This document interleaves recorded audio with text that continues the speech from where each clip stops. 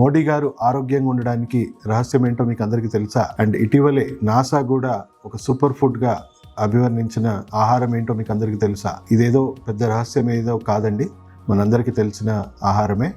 అది మొరింగా లేదా మునగాకు పొడి. మొరింగా లేదా మునగాకు పొడి వల్ల మనకి ఎన్ని ప్రయోజనాలు ఉన్నాయంటే, మొరింగాలో 14 టైమ్స్ పాల కంటే అధికంగా కాల్షియం ఉంది. అండ్ ఆల్మోస్ట్ 19 టైమ్స్ స్పినాచ్ కంటే కూడా ఐరన్ శాతం ఎక్కువ ఉంది. ఆల్మోస్ట్ ఆరెంజెస్ కంటే కూడా 7 టైమ్స్ ఎక్కువ విటమిన్ సి ఉంది. అండ్ బనానాస్ కంటే కూడా ఆల్మోస్ట్ 10 టైమ్స్ ఎక్కువ పొటాషియం ఉంది. అలా ఇది ఒక సూపర్ ఫుడ్ అని చెప్పొచ్చు. హైయెస్ట్ న్యూట్రియంట్స్, డెన్స్ న్యూట్రియంట్స్ ఉన్నాయి దీంట్లో. హైయెస్ట్ యాంటీ ఆక్సిడెంట్స్ ఉన్నాయి, విటమిన్స్ ఉన్నాయి, ప్రోటీన్స్ ఉన్నాయి. అండ్ ఎన్నో రకాలుగా మన శరీరానికి ప్రయోజనం చేకూరుస్తుంది. సో డీటాక్సిఫికేషన్ అంటే శరీరంలో ఉన్న కాలుష్యం వ్యర్థాలు తగ్గించడానికి ఇది హెల్ప్ అవుతుంది. మీ కాలేయం క్లీన్ చేయడానికి హెల్ప్ అవుతుంది. మీ గుండె ఆరోగ్యం కానీ మీ మెదడు ఆరోగ్యానికి ఇది ఎన్నో రకాలుగా మేలు చేస్తూ ఉంది.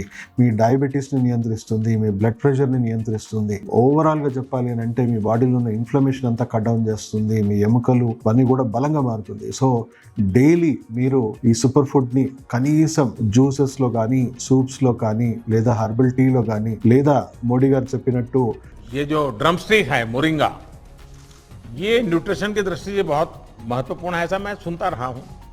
तो फिर मैं खुद उसके परोठे बनाता था और मैं उसके परोठे खाता था।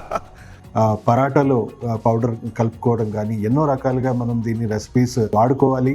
అండ్ అందరం కూడా డే టు డే ఫుడ్లో ఇది ఒక లిమిటెడ్గా తీసుకోవాలి. ఇది లిమిట్స్ దాటితే మీకు దీనివల్ల దుష్ప్రయోజనాలు కూడా కలిగే అవకాశం ఉంది. ఇది ఎక్కువ మోతాదులో మనం తీసుకోవడం వల్ల థైరాయిడ్ డిస్ఫంక్షన్ అయ్యే అవకాశం ఉంది. అట్ ది సేమ్ టైం రక్తం ఎక్కువగా పల్చగా మారి మనకు హార్ట్ ప్రాబ్లమ్స్లో కొంచెం డిస్టర్బెన్సెస్ అంటే బ్లడ్ ప్రెషర్ లో అయిపోవడం కానీ, లేదా షుగర్ లెవెల్స్ సడన్గా లో అయిపోవడం కానీ ఇవి జరిగే అవకాశం ఉంది.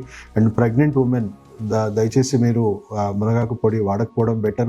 ఎందుకంటే ప్రెగ్నెన్సీ టైంలో మీకు కాంట్రాక్షన్స్ వచ్చే అవకాశం ఉంది. పిల్లలకి ఎలాంటి ప్రభావం వస్తుందో ఇంకా పూర్తిగా నిర్ధారణ అవ్వలేదు కాబట్టి బ్రెస్ట్ ఫీడింగ్ మదర్స్ కూడా తీసుకోకుండా ఉండడం బెటర్.